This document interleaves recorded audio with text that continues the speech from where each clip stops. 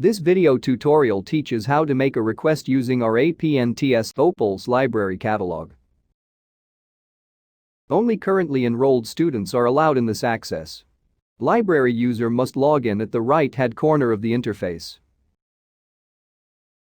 Enter your username or user ID and password, if there's any. Click Login.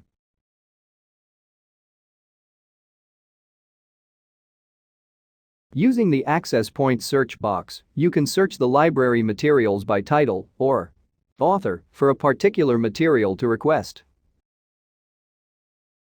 Using the search term box, type your keyword, then click Search.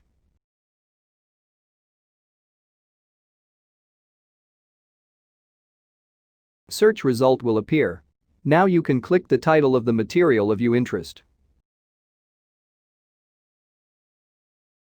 The full information will be displayed. Click the request box found below the picture of the book. Request box will pop out, enter your email address.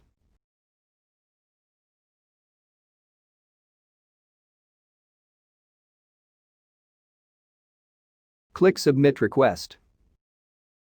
The library staff will receive your request, process them. When your requested material is found, you will receive an email from the library for pickup or status of your request.